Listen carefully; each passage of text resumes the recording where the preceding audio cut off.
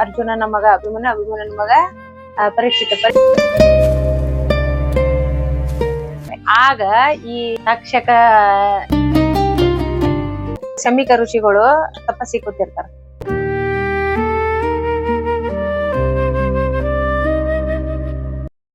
ಆಯುಷ್, ಆರೋಗ್ಯ, ಅಭಿವೃದ್ಧಿ ಸಲುವಾಗಿ, ಮನೆ ಏಳಿಗೆ, ಸಂಸ್ಕಾರ, ಮಕ್ಳಿಗೆ ಗೊತ್ತಾಗಬೇಕು. ಆಮೇಲೆ ದೇವರಿಗೆ ನಮ್ಮ ಸಮಾಧಾನಕ್ಕ ದೇವರಿಗೆ ಹಾಲೆರಿಬೇಕು.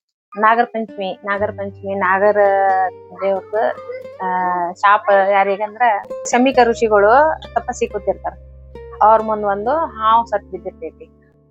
ಆ ಹಾವು ಸತ್ ಬಿದ್ದಿರ್ತದ. ಅದನ್ನ ಪರೀಕ್ಷಿತ, ಯಾರು ಅರ್ಜುನನ ಮಗ ಅಭಿಮನ್ಯು, ಅಭಿಮನ್ಯನ ಮಗ ಪರೀಕ್ಷಿತ ಏನ್ ಮಾಡ್ತಾನ, ಆ ಹಾವು ತಂದು ಇವ ಹೆಂಗೋ ತಪಸ್ಸ ಕೂತಿರ್ತಾನ ಅಂತೇಳಿ ಅವನ್ ಕೊಳ್ಳಾಗ ಹಾಕಿ ಹೋಗಿರ್ತಾನ.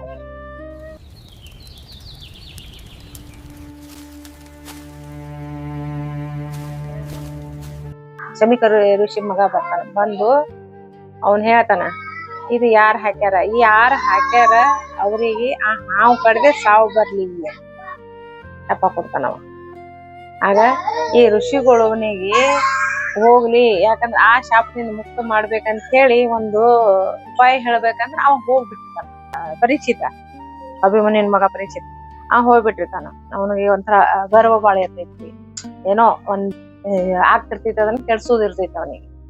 ತಪಸ್ ಮಾಡೋರಿಗೆ ಭಂಗ ಮಾಡೋದು ಹಿಂಗ. ಆಗ ಶಮಿಕ ಋಷಿಗಳ ಮಗ ಬಂದು ಅದನ್ನ ತೆಗೆದು ಶಾಪ ಕೊಡ್ತಾನ. ಆಗ 7 ದಿನದೊಳಗ ಯಾರು ಏನ ಹೋಮ ಮಾಡ್ತಾರ, ಆಗ ಅಲ್ಲಿಗೆ ಹೋಗಿ ಅವ ಏನಾರ ಮಾಡಿದ್ದ ಎಲ್ಲಾ ಸರ್ಪಗಳನ್ನ ಸಾಯಿಸ್ಬೇಕಂತ ಹೇಳಿ ಒಂದು ಹೋಮ ಹಾಕಿಸ್ತಾನ, ಜನಮೇಜಯ. ಯಾಕಂದ್ರ ಅವ್ನು ಸತ್ತು ಹೋಗ್ತಾನ ಇನ್ನ ಅಂತ ಏನ್ ಮಾಡ್ಬೇಕಂತ ಹೇಳಿ. ಆಗ ಈ ತಕ್ಷಕ ಅಂದ್ರ ರಾಜ, ಸರ್ಪಗಳ ರಾಜ, ಅದು ಅರ್ಧಂಬರ್ಧ ಸುಟ್ಟು ಹೋಗ್ತೈತಿ. ಅರ್ಧ ಸುಟ್ಟು ಅದು ಉಳಿತೈತಿ. ಉಳದಾದ್ಮೇಲೆ